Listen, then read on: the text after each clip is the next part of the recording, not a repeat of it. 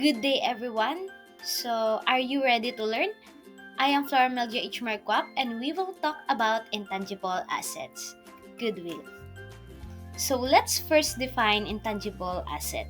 Intangible asset is an identifiable non-monetary asset without physical substance according to PAS 38 paragraph 8.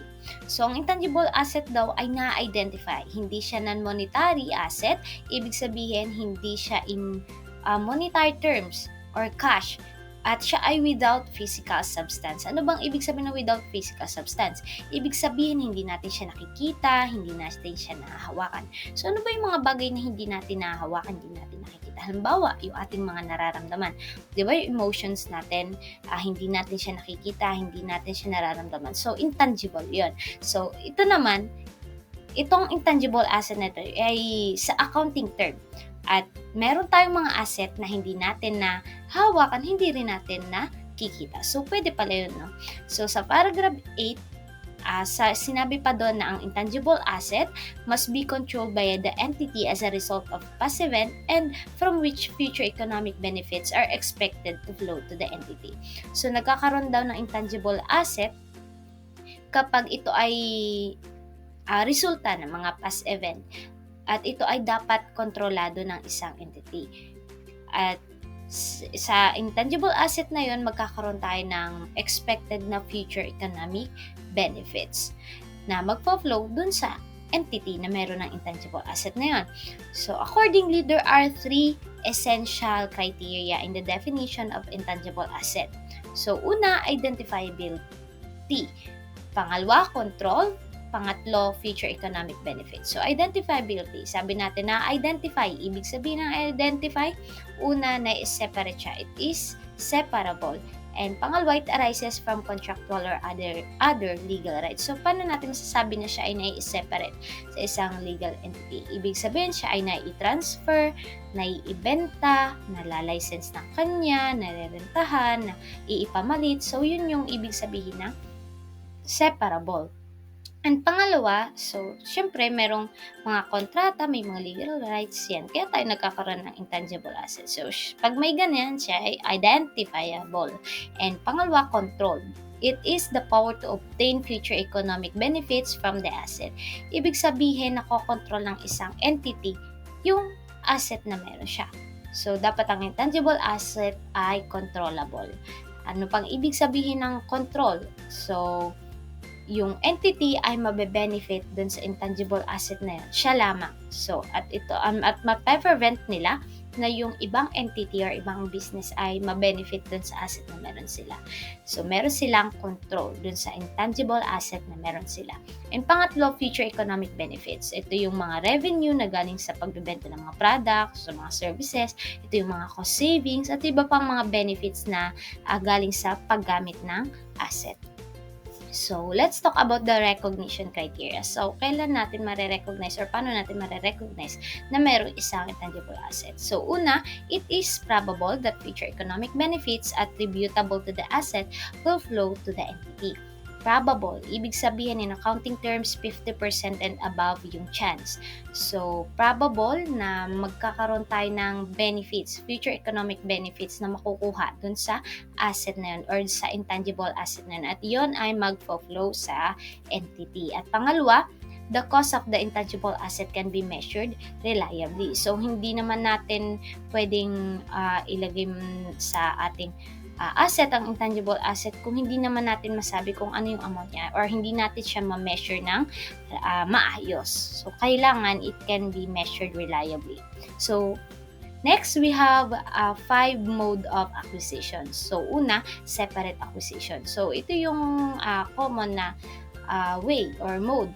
Dahil bibili ka, di separate acquisition yan. May mga purchase price, ganun. Separate acquisition yan. At pangalawa, acquisition as part of a business combination. So, nagkakaroon ng intangible asset kapag may business combination na nangyari. So, merong acquirer, merong isang business na bibili doon sa isang business. Kaya nagkaroon ng business combination. Kaya yung pagbili ay part ng business combination. Kaya nagkaroon ng intangible assets. So, mamaya pag-uusapan pa natin yan para mas maintindihan niyo pa. Pangatlo, we have acquisition by way of government grant. So, ito namang pagbili na to ay as nandito na yung involvement ng government. So, in a way na nagkakaroon tayo ng grant galing sa government. And pang-apat, acquisition by exchange. So, halimbawa, si business na to, meron siyang asset, and si business na ito naman ay meron din siyang asset. So, nag-exchange sila or nagpalitan at maaaring yung isa, yung tangible asset yung kanya, kaya nabili mo siya by exchange. So, may kapalit na asset, yung isa may kapalit din. And pang-lima, we have acquisition by self-creation or internal generation. Or yung intangible asset ay self-made or ginawa mismo ng entity. Next, let's talk about the measurement of the intangible asset. So, initially, we measure intangible asset at cost. So, ito yung mismong pagbili mo doon sa asset na yun yung cost. And subsequently, we have the cost model and revaluation model. Sa cost model, ito yung cost, binabawasan natin ng accumulated amortization saka ng impairment loss. Sa revaluation model naman, syempre yung revalued amount ang babawasan natin ng subsequent amortization and impairment losses. So, we have two classifications of intangible asset. We have finite or finite useful life and indefinite useful life. So, pag sinabing finite or finite useful life, meron lamang limited period na makukuha doon sa intangible asset. Kasi nga, meron lamang limited useful life yung intangible asset na yun. So, yung benefit na makukuha natin doon sa intangible asset na yun ay limitado rin. So, examples nito yung mga patent, copyright, franchise with a fixed term, computer software, customer list, and license. Ibig sabihin yung mga na-expired.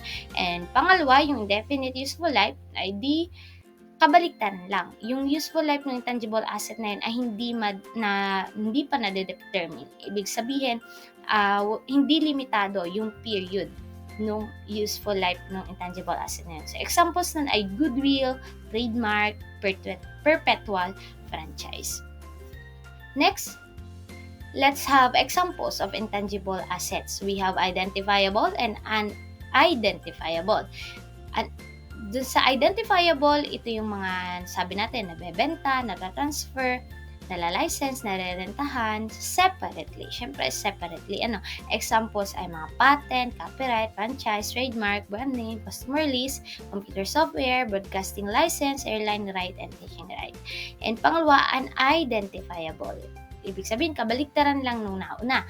At ito naman ay inherent in a continuing business and can only be identified with the entity as a whole. So, bakit siya unidentifiable? Ibig sabihin, hindi alam nung entity or nung business na yun na meron pala silang intangible asset. So, paano nangyayari yun? Paano nila malalaman na meron pala silang intangible asset? So, una ay pwedeng sa business combination, sa sinasabi natin kanina. Kasi kapag yung acquirer, yung transfer niya ay mas malaki doon sa fair value ng net asset nung kanyang bibilhin, magkakaroon tayo ng goodwill na tinatawag. So, ang isang goodwill ay unidentifiable intangible asset. So, let's talk about amortization and impairment. So, ano ba yung amortization? It is the systematic allocation of the amortizable amount of an intangible asset over the useful life. So, di ba, we have depreciation and depletion. Sa depreciation, sa long-term asset, ibig sabihin, yung halaga ng asset na yun, ng long-term asset na yun, ay hindi na katulad ng kanyang halaga kapag lumipas ang panahon. Kasi nga, ito'y naluluma, iba na yung kanyang value, kaya nagkakaroon ng depreciation. Sa depletion naman, ito ay sa mga wasting assets, sa mga minerals, at meron din tayo sa intangible asset. At ito naman yung tinatawag na amortization. Kasi nga, sa paglipas ng panahon dahil sa time, nagbabago yung kanyang value. At ano yung amortizable amount? Ito yung cost ng intangible asset. Kapag binawas na natin yung residual value. And amortization period, ayan. Ito ay, kapag yung asset ay available na for use, nare-recognize siya, di ba? At ito naman ay nade-recognize kapag yung asset ay hindi na ginagamit or it is classified as held for sale. So, doon na ang amortization period ay magsisimula kung kailan available for use na yung asset at matatapos yung kanyang amortization period kapag siya ay held for sale na or nade-recognize na. At what is impairment loss? Ito ay nare-recognize naman kapag yung recoverable amount ay mas mababa dun sa carrying amount. Ano po yung recoverable amount? Ito yung amount na mare-recover natin pagkatapos ng paglipas ng panahon. So, kasi nga 'di ba nabago na yung value or bumaba yung value. Ito na lang yung ma-recover natin. At kapag mas mababa yung carrying amount doon sa recoverable amount, magre-recognize tayo ng impairment loss. At ano naman 'to nasa table? Ang ina-explain lang dito, ang finite life ay 'di ba? Siya ay limited lang yung kanyang useful life. And dahil na mare-recognize natin kung ano yung useful life ng isang intangible asset, siya ay subject for amortization. And kapag siya ay napatunayang impaired, magre-recognize tayo ng impairment. Sa indefinite useful life naman, dahil siya ay hindi natin masasabi kung ito ba ay limited at hindi natin alam kung ano yung useful life, hindi natin siya masasubject sa amortization. But it can be tested for impairment kapag siya ay napatunayang impaired. And next, let's talk about goodwill. Ito yung sinasabi natin kanina pa. So, let's talk about the definition of goodwill. Goodwill arises when earnings exceed normal earnings by reason of good name, capable staff and personnel, high credit standing, reputation and fair dealings, reputation for superior products, favorable location, and a list of regular customers. It is created by a good relationship between an entity and its customers. So sa madaling sabi po, nagkakaroon ng goodwill ang isang business or entity kapag maganda yung kanyang reputation, maganda yung kanyang image, na kapag halimbawa narinig isang customer yung brand name nung business na yun, ay maganda yun, bili tayo niyan, ay maganda doon sa business na yun, doon tayo. Ayan, kasi nga maganda yung performance na pinapakita ng business na yun or maganda yung kanilang ino-offer na product. In short, maganda yung image niya sa mga tao. At let's talk about the recognition of goodwill. So we have purchase goodwill, develop or internally generated goodwill. Pag sinabi purchase goodwill, edi nagkakaroon tayo ng goodwill kapag binili natin, kaya purchase goodwill. So ito yung goodwill na mga nare-recognize sa isang business combination. Kasi nga sa business combination, may nangyayari na pagbili ng isang business. And pangalawa, yung develop or internally generated goodwill. Ito yung kapag dinevelop yung goodwill or internally generated. So, ginawa siya sa mismong loob ng business. And ito ay mahirap daw i-prove kasi pwedeng mag-deal sa subjectivity tapos magkaroon ng mga representation. So, next, let's talk about the measurement of goodwill. We have different approaches. First, residual approach. So, it is measured by comparing the purchase price with the net tangible and identifiable asset. So, dito si acquirer at si acquiree ang nag-combine at kay acquirer yung purchase price or yung consideration transferred at yung fair value of net asset naman ay kay acquiree o yung bibilhin or yung binili. So kapag pinag-compare natin siya at mas mataas yung purchase price or consideration transferred ni acquirer, magkakaroon tayo ng residual or yung natira na tinatawag nating goodwill. So, next, direct approach method 1. So, ang mga direct approach na to ay nakabase sa future earnings. So, this is the purchase of average excess earnings. So, meron tayong mga average earnings. So, average earnings, ibig sabihin yung average lang natin yung mga earnings natin sa mga lumipas na taon. Diba? O 5 years, ganun. Tapos, ileles natin yung normal earnings. That makukuha na natin yung average excess earnings. Tapos, i-multiply natin siya sa number of preceding years para makuha natin si goodwill. Next, direct approach pa rin, method 2 naman. So, capitalization of average excess earnings. So, si average excess earnings ay i-divide natin sa capitalization rate at magka-come up na tayo sa goodwill. Next, direct approach, method 3. Method 3 naman, capitalization of average earnings. So, average earnings, i-divide natin sa capitalization rate Tapos magkakamap tayo sa net asset na including pa rin yung goodwill or yung purchase price. So paano natin makuha si goodwill? Di i-less natin si net asset na excluding si goodwill. So yun, makukuha na natin si goodwill. So next direct approach method 4 naman, present value method. So dito gagamit na tayo ng mga present value factor. So yung average excess earnings, i-multiply natin sa present value factor. At makukuha na natin ang goodwill. So, let's talk about the impairment of goodwill. Diba? Sabi natin kanina, ang goodwill ay unidentifiable at meron siyang indefinite useful life. Ibig sabihin, hindi siya subject sa amortization. Kasi nga, hindi natin masasabi kung ano yung useful life niya. Pero ang goodwill ay subject for impairment. So, goodwill shall be tested for impairment at least annually and whenever there is an indication that it may be impaired. So, magre-record daw tayo ng impairment ng goodwill at least annually o kaya naman kapag may indication na ang intangible asset or yung goodwill ay impaired. So next, may tinatawag pala tayong negative goodwill. So ano ito? 'Di ba? We have purchase price or consideration transferred na i-compare natin kay fair value of net assets kapag may nangyaring business combination. So sabi natin ang goodwill ay makukuha kapag mas mataas ang purchase price or consideration transferred. So ngayon naman baliktarin natin paano pag mas mataas si fair value of net assets ni acquiree. So ayan, magkakaroon na tayo ng negative goodwill or tinatawag din natin gain on bargain purchase. So next, let's move on to problem solving. But in this part, we will do a pen and paper problem solving. Now, let's solve some problems. So we have problem 1. Let's read the problem. At year-end, Joy Company reported assets of 5 million and liabilities of 2 million.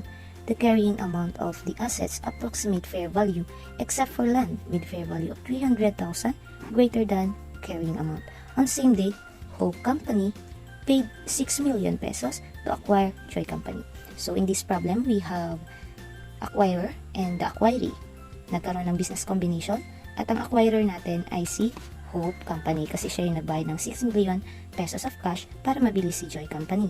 And si Joy Company, nag-report siya ng assets na 5 million at ng liabilities na 2 million.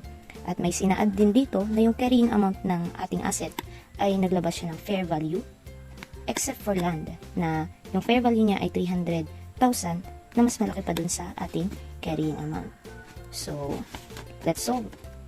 Hahanapin natin si goodwill na kailangang i-record ni acquirer as a result ng purchase. So, una, alamin muna natin kung magkano ang acquisition cost.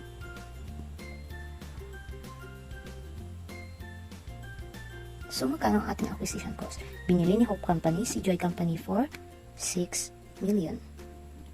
And then, kailangan nating i-compare sa fair value of net assets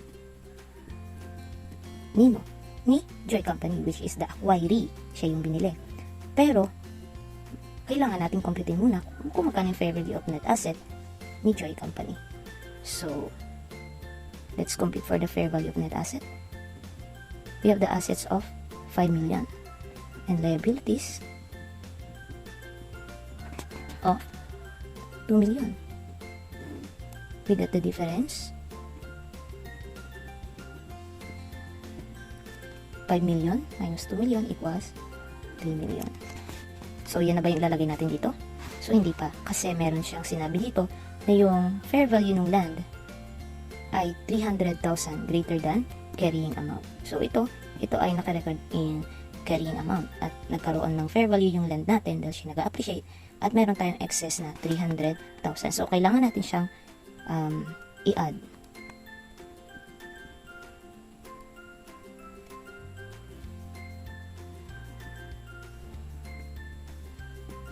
We have 300,000. So, makukuha na natin ang ating final fair value or yung fair value of net asset na meron si Joy Company. We have 3.3 million. So, meron na tayong lalagay dito. And, now we compare the acquisition cost and the fair value of net asset. So, acquisition cost na galing kay Hope Company. Itong acquisition cost na to ay cash na 6 million. And fair value of net asset ni acquiree, which is the Joy Company. we got the difference of 2.7 million. 6 million minus 3.3 million equals 2.7 million. And since mas mataas si acquisition cost kay fair value of net asset, we got goodwill. And in case na mas mataas si fair value of net asset kay acquisition cost, makakakuha tayo ng gain on bargain purchase. So our final answer is 2.7 million. The answer is letter C. And now, we proceed to problem 2. Kung mapapansin nyo, ayan, we have 5 questions. And dito, gagamit tayo ng approach na direct approach. Dito kasi sa problem 1, gumamit tayo ng residual approach. So, ano nga ulit? Ang residual approach at direct approach. So, residual approach, ang ginamit natin sa problem 1, kasi nagkaroon ng business combination at binili ni Hope Company si Joy Company, at kung ano yung matitira from the word residual, yun yung magiging goodwill if mas malaki si acquisition cost kay fair value of net asset. And now ngayon, pupunta naman tayo sa direct approach, which is nakabase tayo sa future earnings. So let's start with problem. Share company is planning to sell the business to new interest. The cumulative net earnings for the past 5 years amounted to 16,500,000, including expropriation loss of 1,500,000. The normal rate of return is 20%. The fair value of net assets of the entity at current year end was 10 million pesos. Number 1. So, what amount should be recognized as goodwill if, number 1, excess earnings or purchase for 5 years? So, yan yung ating condition for number 1. At para makompute natin lahat ng questions nito, kailangan nating computein ang excess earnings. So, paano natin makocompute ang ating excess earnings? We have cumulative earnings.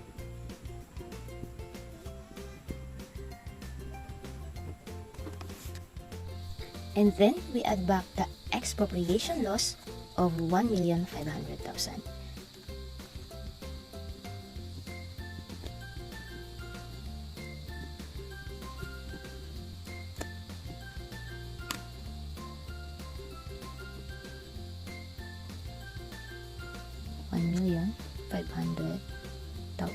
Tas cumulative earnings natin na 16.5 million.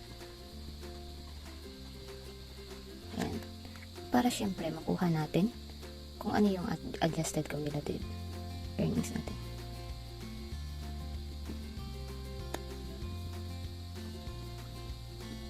So 16.5 plus 1.5 million equals 18 million. And to get the average annual earnings, we have to divide it by 5 years.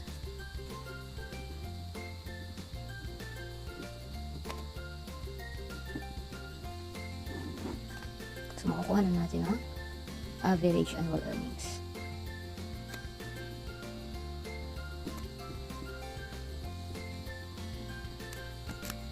So, let's complete. 18 million divided by 5. We have 3.6 million.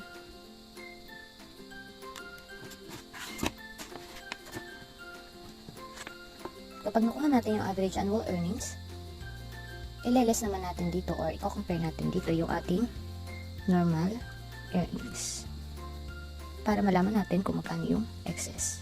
So, magkano ating normal earnings? Kailangan natin i-multiply yung 10 million na fair value of net assets ng entity sa normal rate return of 20%. So, we have 10 million times 20%. 10 million times 20% equals 2 million. Then, makakakuha na tayo ng excess earnings.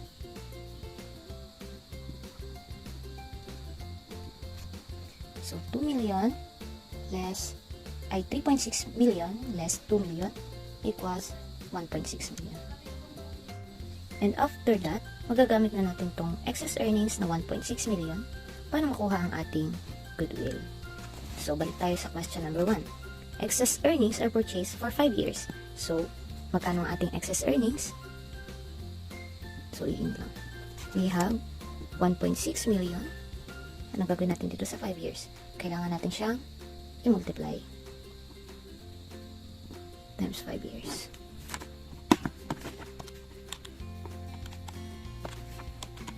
And we will get 8 million. So, this is our goodwill for number 1. Letter A. Next, let's proceed to number 2. Excess earnings ulit. Capitalize naman siya at 25%. So, excess earnings equals to 1.6 million. And then, i-divide naman natin siya sa 25%. Let's see. Kukuha natin siya. At ito na siya. 6.4 million. So, it is letter B. Let's proceed to number 3. Annual average earnings are purchased for 3 years. So, nasan ang annual average earnings natin dito? So, na-compute natin siya. Ito siya. 3.6 million. Ayan, nakikita ba? Ayan, 3.6 million. So, yan yung gagamitin natin para makuha ang ating goodwill. Average annual earnings. We have 3.6 million. At pinurchase daw siya for 3 years. Kaya itatimes natin siya sa 3 years. 36 times 3. We have 10,800,000. And this is our goodwill for number 3. Letter A. So, number 4 na agad tayo. Annual average earnings ulit. Capitalize naman siya sa 25%. So, again, we have 3.6 million. And then, i-divide natin uli siya sa 25%.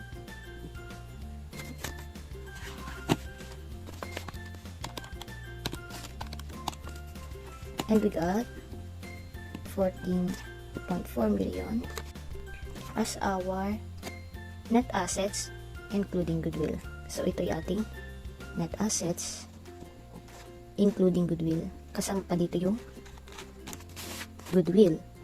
So, ano kailangan natin gawin para makuha yung goodwill? Ngayon, ilaless na natin sa net assets before goodwill. Magkano yan?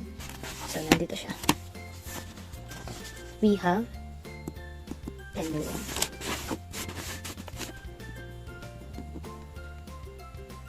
Kapag nilas natin, we will get 4.4 million. That is our goodwill. The answer is letter C. And last question, excess earnings are discounted at 12% for 5 years. So, dito gagamit naman tayo ng present value. So, the present value of an ordinary annuity of 1 for 5 years at 12% is 360. So, meron na tayong given na present value. So, excess earnings ulit. What is our excess earnings? We have 1.6.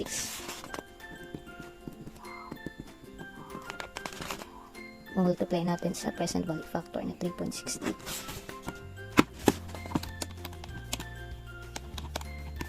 And we'll get an answer of 5,760,000. Letter C. So that's all. So this is the end of this lecture video. Thank you for listening and God bless.